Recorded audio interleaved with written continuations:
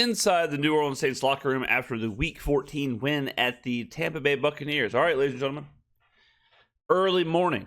All right, if I sound like, man, James, you sound like you just woke up. The sun hasn't even risen yet.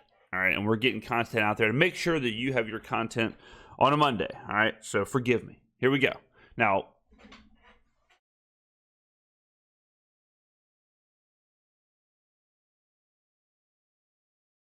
you put a shirt on, pal? Jesus. All right. We love to see this when the Saints get a win, when they finally can celebrate, when there's a little bit of validation for all their hard work and planning and prep and whatever. We like to go in the locker room, okay? And not like that. But we like to go in the locker room and see the celebration, feel the celebration, remind ourselves these are human beings, these are real people with real nipples, and they should be excited, and we should be excited too. Not the nipples, the people. What am I talking about? We came in this game talking about focus, guys. Focus. Gail, what's up, Gail? Awesome job, guys. Way to Gail's up in there. 3 phases, okay, along this entire game. Okay, let's talk about a couple things. Offense. Hayner, was that Hayner? Is that Jake Hayner up in there? Hey, Devin Neal, 70 yards rushing, 14-yard catch on third down. Man, Devin Neal, what a performance. What a game. What a performance. Like, you know, we talked about it before in our previews, that running the ball is going to be very difficult on this team with Vita Vea existing. And they were going to have to win the game through the air. And Tyler Shough was going to have to carry if they were going to win. And that was partially true. What we did not foresee, because I'm not a meteorologist, was a monsoon. When that monsoon happened and the Saints had to run the ball, the only person that they can really turn to is Devin Neal. And against Vita Vea, with the Saints offensive line being what it is, that's a tough ask. And he got in a rainstorm against the Bucs in that situation. He had one of the biggest performances, just as far as like heart, as far as grit, as far as determination, whatever. Unbelievable effort from Devin Neal. And people have asked me before, like, what do you think about Devin Neal this season? It's like kind of the same thing as Rattler last year. Devin Neal at no point was the plan to get him 20 carries a game. Alvin Kamara was ahead of him. Kendra Miller was ahead of him. At one point, Taysom Hill was ahead of him. The idea was, all right, yeah, sure. If someone gets hurt, maybe he can fill in and get 6 carries here, 7 carries there. But to be the bell cow back on the road in a monsoon in Tampa, never the plan. And he showed up big time. So we talked about Tyler Shough kind of needing these games to stave off the Saints drafting a quarterback. Well, Devin Neal can make a whole lot of noise of what the Saints' game plan is moving forward with running backs. If Devin Neal keeps playing like this and has a couple other big games, all of a sudden the idea of like, well, maybe we should draft Jeremiah Love, maybe we should draft this player, whatever. Devin Neal is the answer to a lot of those questions. So I think he has played great the last couple of games. Oh, what a little zip. There you go. Well deserved. Well deserved. And we got a quarterback that runs the football. Tyler Shough, 55 yards rushing, 2 touchdowns. Now this will be the big, Chase Young is in his face. This will be the big talking point. This will be the big conversation this week. And it absolutely should be. Tyler Shough just put everybody on notice. And not just Tyler Shough either. How about the ceiling in the Tampa? What's going on here? This looks like a shed. I mean, is this what Tampa Bay's facilities are like? Good God Almighty! Like the ceiling, there's no way this should be breathed in over here. But Tyler Shough put a lot of doubters, and Kellen Moore put a lot of doubters on notice. Now, a lot of it is Tyler. Like a lot of it is his ability, what he did. Especially the touchdown run where he had to escape like all that pressure, and he evaded like 4 sacks, rolled out of the back of the end zone, took off the touchdown run on the left side, because that was almost all him. But Kellen Moore's ability to completely change the offense from one week to the next week to the next week into this version of the Saints offense.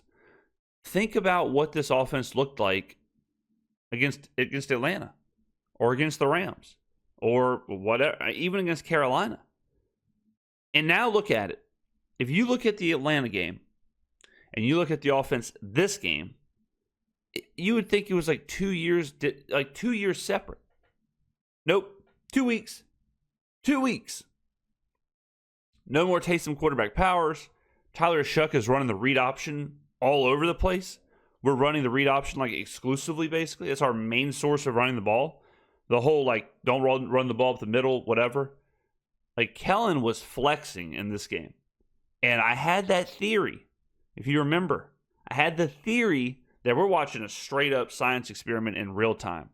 And the theory was that Kellen is experimenting with, okay, is Taysom quarterback power the answer on 3rd and 1? No. Okay, is halfback dive? Is fullback dive? Is tush push? Whatever. And now we've gotten to the point of the experiment where we're at the read option part. And this read option was what we were promised with Tyler Shough when he was drafted, right? And we never saw it. And we kept wondering, why aren't we seeing design runs? This was supposed to be part of his game. This was supposed to be the whole point. And now we're seeing them. And now we're seeing this offense kind of come into something. There's a little bit of an identity there. There's a little bit of a like, okay, this is what we're supposed to do. This is what works. And I mean, I'm thrilled, much less because of the win. Like, obviously you love the win. Obviously it was a fun game. It was thrilling, all that stuff. But I'm just thrilled that we're finally starting to see that identity. We're finally starting to see that, you know, we're seeing what the Saints want to do. Start fast, guys. There's no way to start faster than Mason Tipton with that 55. Defense. So you mentioned starting fast. The first drive, again, did y'all notice the difference? The first drive was completely different than the rest of the year. They came out, again, I hate being right all the time, but they came out and they said, let's let it rip. Let's throw the football. Let's throw the football. Let's forget about all the other stuff. Let's come out. Let's play with some tempo. Let's push it. Let's treat the first drive like we've been treating the first drive of the second half. We didn't see the, halfback dive and then a Taysom run and then 3rd and 7 and then a punt. Totally different. And the first drive was a drive. Like, that was exactly what you expect and exactly what you want. And I guarantee you that Kellen, who watches the channel, I guarantee you that Kellen put a big old circle around that drive. I said, okay, this is how we're going to start games. Defense, Grando, 2 tackles for loss. Yeah, the defense was really good this game, especially in big spots. They had some huge spots, whether it was on 3rd and short, 4th and short, 4th down, 4th and intermediate, whatever. They played really, really well, and it was across the board. The defensive line played well. Granderson played well. Cam Jordan played well. And then we saw the secondary really get active, whether it was Kool-Aid McKinstry, whether it was Alante, whether it was Jonas Sanker. They were all over the place. And the defense has been good all year long. They've had a couple of down spots, but overall, been a hell of a turnaround for this defense. And Brandon Staley is exactly who we thought he was. A hell of a defensive coordinator. And I mean, what he has done with this unit in just 1 year. I mean, don't forget, Dennis Allen was supposed to be a defensive mastermind. And then all of a sudden, basically the same group of guys. Next year, it's a legitimate group now. Legitimate group. Where's Alante Taylor at the big time? Yep.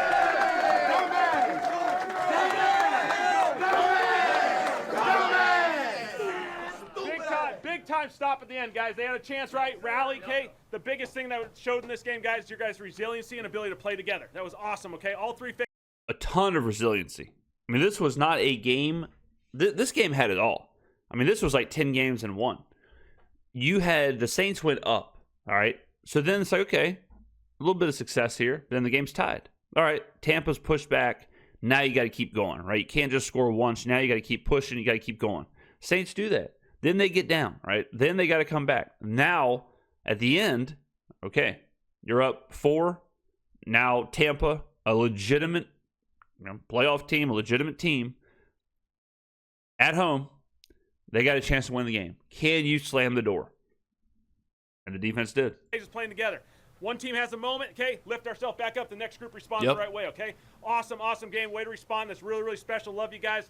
Cam, love you. Let's go. Break us down, man. Let's go. Hey, the world count us out, baby, but we still fighting. We still swinging. They didn't want us to win, but here we are. We say shuck it. Shuck it. Saints on 3. 1, 2, 3. I mean, good stuff.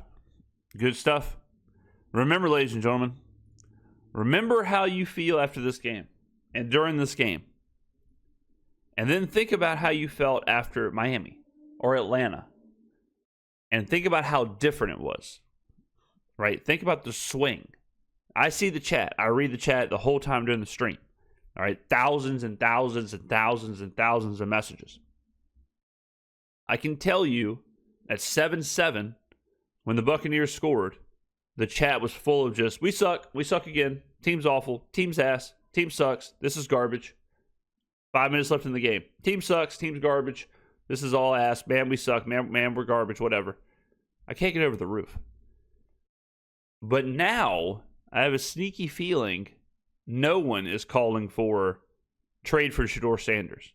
No one is calling for put Spencer Rattler in. No one is calling for, man, we should hire Mike McCarthy. No one is calling for Todd Graves and chicken tenders to be in the stadium. All right? This is a work in progress. Every single drive, every single week, every single game. I say it every single performance, whether it's good or bad. The fact of the matter is we are going to have to be super patient with this team. And with Kellen Moore, Tyler Shough, Devin Neal, the whole group. Think about the rookies. Think about what we're really talking about here. Rookie head coach, rookie left tackle, rookie quarterback, rookie running back. That's just on offense. Then you flip it over. And that's not even counting the second-year players, right? Then we could go even deeper with just like second-year players. Then you flip it over to the defense. Rookie, Jonas Sanker. Rookie, Quincy Riley. Rookie, Danny Stutzman. I mean, if you were playing Madden, this would be one hell of a start for a franchise. I'm not saying this team's going to win the Super Bowl next year, but the hot take culture of this team's awesome, this team's bad, it doesn't work with this team because this is an unprecedented amount of change from last year to this year. But then it's also an unprecedented amount of change from week to week.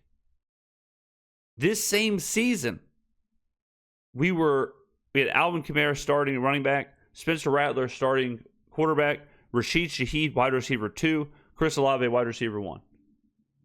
This same season, Brandon Cooks wide receiver 3. And now we have Tyler Shough starting quarterback, Devin Neal starting running back, Chris Olave starting wide receiver, Devon Vele starting wide receiver 2 or 1, depends on who you ask. We went from one way of running the offense to now we're doing read options with Tyler Shough and all this other stuff. In the same season. That's insane. Now, the last thing I want to talk about in this video really quick, and I'm sure I'm going to cover this a million times this week. I've had a lot of people say, what are the Saints doing? Why are they winning? They messed up their draft pick. Guys, the high draft pick is not correlated to success or winning or a team getting better at all. There is zero correlation, okay? Zero.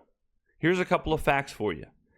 The only position that has a 50% or higher success rate in the first round is offensive line. That's it. Every other position, wide receiver, quarterback, tight end, everything, has a less than 50% success rate in the first round. It is a straight-up crapshoot whether you're drafted at 1 or 10 or 20. All right? Now I want to ask you this. Think about the good franchises over the last decade, or 2 decades, whatever, 3 decades. How many times have, when Tom Brady, well, the Patriots are a little different against Tom Brady, but how many times have the Steelers, the Ravens, the Chiefs, teams like that, how many times they drafted in the top 10, top 5? The Philadelphia Eagles, they have drafted twice in the top 5 in the last 26 years. All right? One of those picks was Carson Wentz. The other was Lane Johnson. Twice in 26 years. Now, do the opposite.